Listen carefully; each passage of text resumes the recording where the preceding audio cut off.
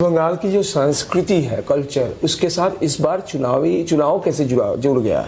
बहुत बड़े आपके प्रचार में, उनके प्रचार में सभी लोग संस्कृति को लेकर कुछ ज्यादा ही बोल रहे हैं। संस्कृति इस बार चुनावी मुद्दा बन गया है, आपको लग रहा है? इसीलिए चुनावी मुद्दा बना है कि संस्कृति का हास हुआ है। बम धमाके आजादी के बाद वरना बंगाल की संस्कृति नहीं है। ये चुनावी हिंसा बंगाल की संस्कृति नहीं थी। कंजर्वेटिव माइंडसेट से राजनीति चलाना ये बंगाल की संस्कृति नहीं थी। परिवारवाद चलाना बंगाल की संस्कृति नहीं थी।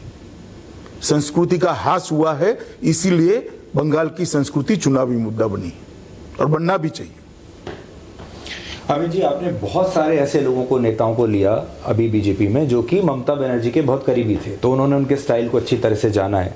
तो क्या आप अब ममता बनर्जी की पूरी स्ट्रैटेजी को डीकोड कर चुके हैं? आपको तो वैसे भी चाणक्य कहा जाता है कि आप डीकोड करते हैं कि सामने वाले की रणनीति क्या है। सुधीर भाई, आप मेरी बात मानकर चलिएगा, कुछ डीकोड करने जैसा नहीं है। बंगाल की जनता ने सारा डीकोड कर चुकी है।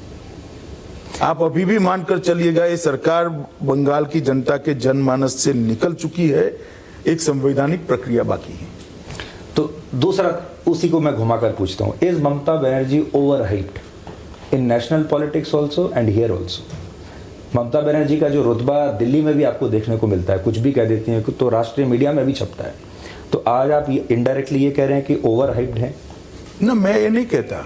वो 2 बार इस राज्य की, इतने बड़े राज्य की मुख्यमंत्री बनी है, बड़ी नेत्री है, इसमें मेरे मन में कोई दुविधा नहीं है। मगर वो विफल हो चुकी है और उसकी विफलता को बंगाल की जनता जान चुकी है। इतना ही मेरा कहना है। 2016 में ममता दीदी के राजनीतिक कद को मैं नकारना नहीं चाहता।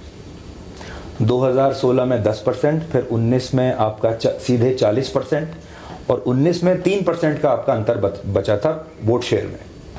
अब ये जो 3% है, आपको लगता है ये 3 और 5-6% के हेरफेर में होगा या इस बार बहुत बड़ा जंप लेंगे आप, जैसे 19? देखिए, 19 में जब हम कहते थे कि हम 20 सीट जीतेंगे, तब बंगाल की जनता के मन में आशंका थी कि भारतीय जनता पार्टी गुंडों का क्या करेगी, वोट होगा या नहीं होगा।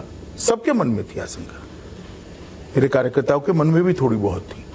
परंतु अब वो आशंका नहीं रही है, क्योंकि एक बार 18 सीट आती है तो यहां बहुमत हो ही सकता है। अब बंगाल की जनता जान चुकी है, इसलिए परिवर्तन के लिए बंगाल की जनता भी मनोयोग से भारतीय जनता पार्टी की परिवर्तन यात्रा के साथ जुड़ी है। मोदी जी के जो एफर्मेटिव प्रयास है, इसके साथ चट्टान की तरह बंगाल की जनता खड़ी रही। मोदी जी भी काफ़ी इंटरेस्ट ले रहे हैं अभी पश्चिम बंगाल में, और बहुत सारे लोग तो ये भी कहते हैं कि आजकल जो उनका लुक है वो भी रविंद्रनाथ टैगोर जैसा बन रहा है। बहुत सारे लोगों का ये कहना है कि शायद पश्चिम बंगाल के चुनाव के लिए ऐसा ये लुक आ रहा है।